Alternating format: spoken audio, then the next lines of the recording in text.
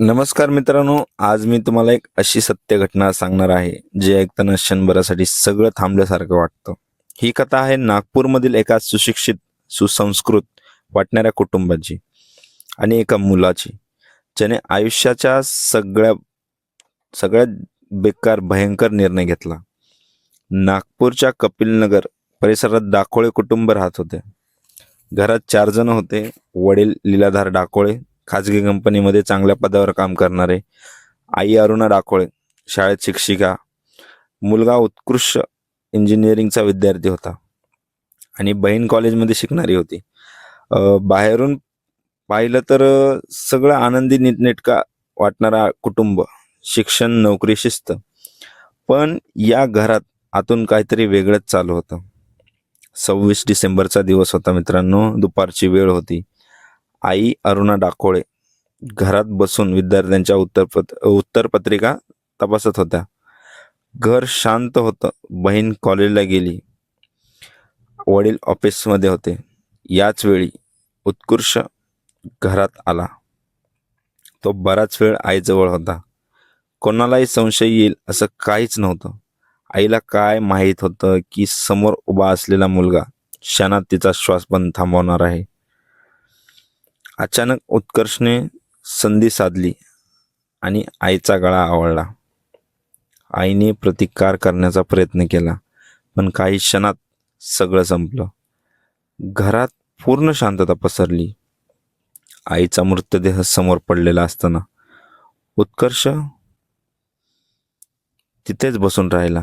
घाबरलेला नाही, रडत नाही. तो फक्त वाट पाहत होता वडील घरी येण्याची. संध्याकाळ झाली. वडील लीलाधर डाकोळे घरी परतले. दरवाजा उघडताच समोर पत्नीचा मृतदेह. क्षणभर त्यांना काहीच कळालं नाही. धक्का इतका मोठा होता की ते तिथंच खाली सोफ्यावर बसले आणि त्याच क्षणी उत्कर्षने चाकू उचलला. एका मागोमाग एक वार. कसलाही विचार नाही, कसलाही थांबा नाही. वडील रक्ताच्या थारोळ्यात कोसळले आणि काही क्षणातच त्यांचाही मृत्यू झाला. आई वडील दोघंही मृत, आणि तेही स्वतःच्या मुलाच्या हातून. दोघांची हत्या केल्यानंतर उत्कर्षने आई वडिलांचे मोबाईल फोन आपल्या ताब्यात घेतले. घराला कुलूप लावलं आणि अगदी थंड डोक्याने तो काकाकडे निघून गेला. बहीण कॉलेजमध्ये होते. तिला तिथूनच सोबत घेतलं. आई बाबा बेंगलोरला गेलेत आध्यात्मिक कार्यक्रमासाठी. 5 दिवसांनी परत येतील असं त्यानं सगळ्यांना सांगितलं. त्याचं बोलणं इतकं सहज होतं की कुणालाही संशय आला नाही. बहीण मात्र अस्वस्थ होती. ती सतत आई वडिलांना फोन करण्याबद्दल विचारायची, पण तिथे फोन वापरण्यास बंदी आहे असं तो सांगत राहिला. 5 दिवस निघून गेले. नवीन वर्षाचा पहिला दिवस उजळला. शेजाऱ्यांना डाकोळे यांच्या घरातून तीव्र दुर्गंधी येऊ लागली. काही लोक शुभेच्छा द्यायला आले होते. घर बंद होतं.